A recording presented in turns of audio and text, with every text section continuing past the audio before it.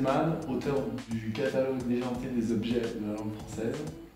Et en même temps, j'ai créé une microstructure qui s'appelle Édition d'Enfer, qui sera chargée de publier cet ouvrage et de le distribuer dans les librairies. J'ai eu l'idée de faire ce catalogue totalement déjanté à partir des expressions de la langue française il y a déjà 3 ans. Et donc le catalogue déjanté, c'est une succession d'objets chimériques, loufoques, qu'on a extraits des expressions familières et courantes de la langue française. Je crois que ma première idée, elle est venue d'écouter quelqu'un qui parle une langue de bois. Et du coup, je me suis dit que finalement, pour parler la langue de bois, il fallait peut-être un vernis. Et ça faisait relire le discours. Pendant 1 an, c'est devenu une obsession de lister et d'inventer des objets à partir de toutes les expressions qui me passaient par la tête. Et donc ça amène à des choses mais complètement loufoques qui finalement nous traversent jamais l'esprit.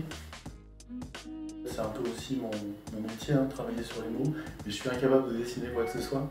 Donc du coup, j'ai commencé à regarder sur internet des gens qui avaient un style, assez proche de Topor par exemple, qui serait vraiment dans l'humour absurde. Et de fil en aiguille, encore une expression intéressante, j'ai rencontré une personne qui était dans mes bureaux, que je trouvais déjà avoir beaucoup de talent, Caroline Bittner, qui a commencé, qui m'a beaucoup aidé sur la première partie, qui m'a soutenu. Et ensuite, moi, j'ai cherché Noël parce que je suis allé le voir dans son exposition. Caroline a amené son amie qui est Noélie. Il y avait ensuite Ciruela qui nous a rejoints. L'équipe, que j'ai appelée ensuite le collectif des crayons, s'est constituée au fur et à mesure des rencontres avec des gens qui pouvaient rentrer dans cet esprit qui est quand même pas courant de se dire on va inventer des objets fictifs totalement inexistants.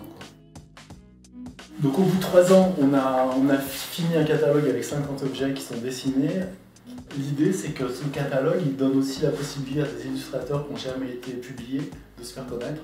Si la campagne de crowdfunding dépasse ses objectifs, du coup, nous, ça nous encourage à publier le 2e tome, ça nous encourage à développer toute une collection, et donc ça permet aussi à des nouveaux illustrateurs de rentrer dans le collectif des crayons.